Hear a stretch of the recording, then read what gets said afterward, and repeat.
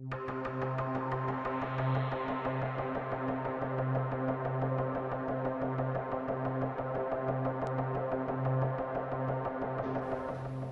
tahu keputusan ini membuat banyak masyarakat kecewa.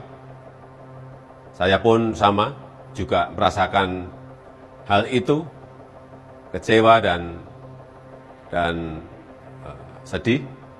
29 Maret 2023, Federasi Sepak Bola Internasional atau FIFA secara resmi menghapus Indonesia sebagai tuan rumah Piala Dunia U20. Keputusan ini keluar setelah Ketua Umum PSSI Erick Thohir bertemu dengan Presiden FIFA Gianni Infantino. Penolakan tim Israel ini ternyata gencar dilakukan oleh pejabat dan partai politik ini. Hai, balik lagi di Misi Jahat. Kali ini kita bakal ngebahas pejabat-pejabat publik yang menolak kedatangan timnas Israel. Ujung-ujungnya kita dapat sanksi dari FIFA. Yang terdampak itu pemain sepak bolanya loh. Ganjar Pranowo, Gubernur Jawa Tengah yang juga kader PDI Perjuangan ini dengan tegas menolak timnas Israel bermain di Indonesia dalam Piala U20. Wayan Koster, Gubernur Bali yang juga kader PDI Perjuangan ini secara keras menolak kedatangan timnas Israel. Ia bahkan sampai mengirim surat ke Menteri Pemuda dan Olahraga untuk menolak kedatangan timnas Israel ke daerah kekuasaannya. Nasir Jamil, anggota DPR RI, Komisi 3 yang membidangi hukum, HAM, dan keamanan yang berasal dari Partai PKS, yang juga berasal dari Aceh ini salah satu orang yang menolak dengan keras kedatangan timnas Israel, dengan dalih mengklaim penolakan berdasarkan konstitusi. Padahal Duta Besar Palestina ini udah memperingatkan Indonesia untuk memisahkan antara isu politik dengan kepentingan olahraga. Ini yang ngomong Duta Besar Palestinanya langsung loh, orang Palestina, orang yang punya jabatan ibaratnya. Di sini mereka ini terlihat lebih cerdas dalam bernegara di kancah internasional, padahal negara mereka yang dijajah. Walaupun tampak dijajah di mata internasional, tapi sebenarnya Palestina dengan Israel ini punya hubungan baik di bidang olahraga. Tapi kok partai politik, DPR RI, Ormas, pejabat-pejabat publik ini pada sibuk menolak kedatangan timnas dengan mengatasnamakan konstitusi. Konstitusi mana yang diperjuangkan kalau mencoreng nama baik Indonesia di kancah internasional dan merugikan negara sendiri?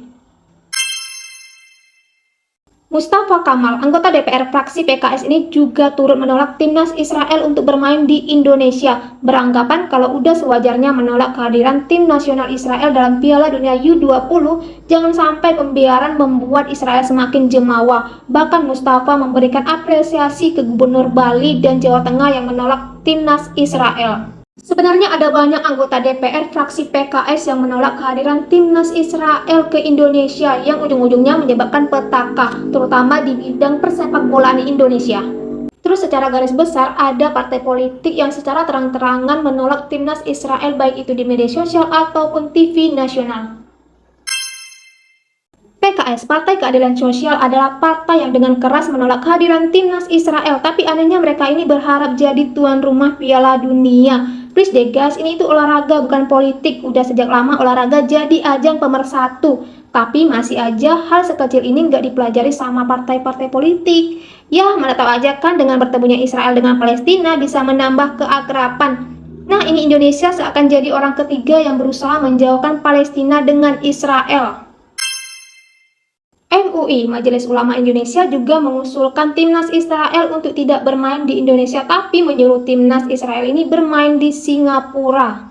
Ini kan tuan rumahnya Indonesia, gimana bisa disuruh main ke Singapura? Apa timnas Israel ini disuruh main sendirian? Ini sebenarnya memang ada isu politik atau ada unsur agama? Kalau ada unsur agama, kami ini kecewa, Pak, kecewa.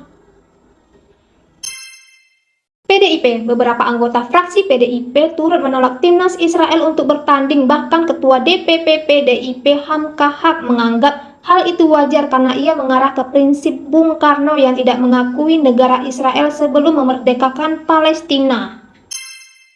PAN, Partai Amanat Nasional, melalui Wakil Ketua Umum Yandri Susanto juga menolak timnas Israel. Bahkan Yandri menganggap kalau yang menolak itu masyarakat Indonesia. Masyarakat Indonesia yang mana, Pak? Yang nolak itu cuma seujung kuku, Pak. Nggak semuanya kok, Pak. Malah kami ini menanti-nantikan sepak bola dunia ini main di Indonesia. Soalnya kami mau melihat juga pesohor-pesohor sepak bola di luar negeri itu main di Indonesia. Kami juga pengen foto-foto gitu, Pak. Kami juga pengen gitu kan nonton sepak bola dunia tanpa harus ngerogoh konsep ke luar negeri. Lalu ada ormas-ormas yang menolak kedatangan timnas Israel ini dengan keras seperti BDS Indonesia, MARC, KMPI, dan Persaudaraan Alumni 212. Alasannya sih hampir-hampir sama lah kayak di atas.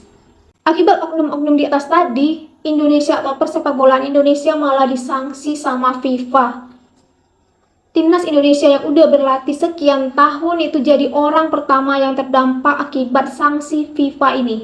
Banyak yang menyampaikan kekecewaannya melalui media sosialnya, dan juga menurut aku percuma dong pelatih timnas didatangkan dari Korea Selatan kalau ujung-ujungnya sebagai oknum pejabat tidak bisa memisahkan antara politik dengan olahraga. Kalau tahu Indonesia belum bisa berpolitik, kenapa enggak dari dulu aja nyuruh guru olahraga dalam negeri buat melatih timnas Indonesia? Kalau ujung-ujungnya cuma main di dalam negeri, ya kan?